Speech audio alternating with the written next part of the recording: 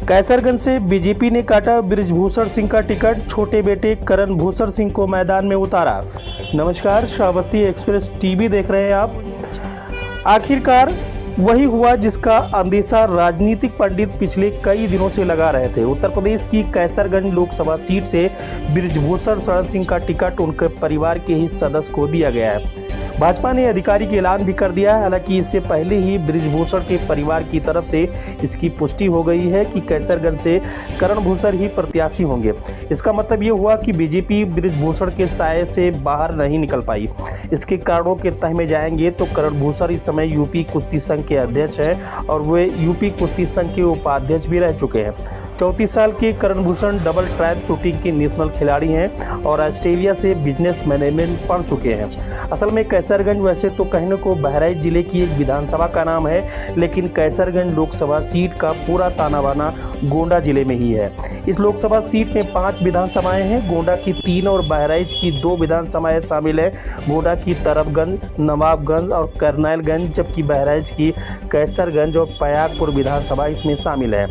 बृजभूषण उनका परिवार खुद नवाबगंज से आते हैं। यहीं पर उनका पैतृक निवास बिश्नोहरपुर गांव में है।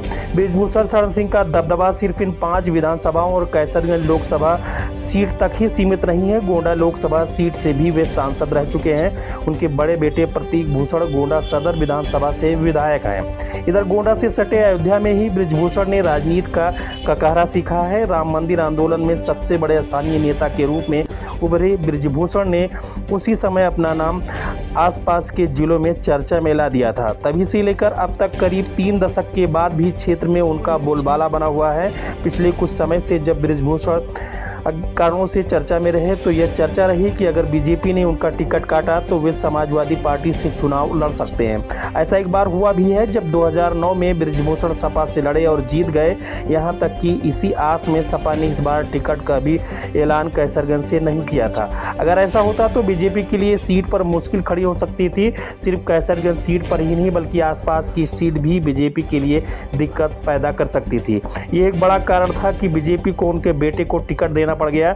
बीजेपी के लिए बृजभूषण पर ही निर्भर रहने का एक और बड़ा कारण यह है कि कैसरगंज सीट पर बड़े कद का कोई नेता उनके पास मौजूद नहीं है जो बृजभूषण की टक्कर ले सकता है। जिन 2 नामों की चर्चा चल रही थी उनमें तरफगंज विधानसभा के विधायक प्रेम नारायण पांडे और दूसरे करनैलगंज विधानसभा सीट से विधायक अजय सिंह का नाम शामिल है।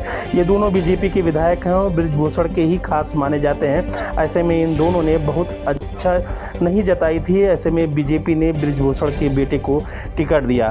तो जो लंबी पारी का जो आस चल रही थी, जैसे कयास लगाए जा रहे थे, वैसे ही एकदम हुआ।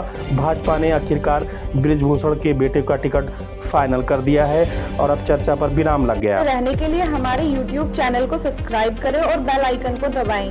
और आप ये वीडियो अगर Facebook पर देख रहे हैं तो लाइक जरूर करें और ज्यादा से ज्यादा शेयर करें।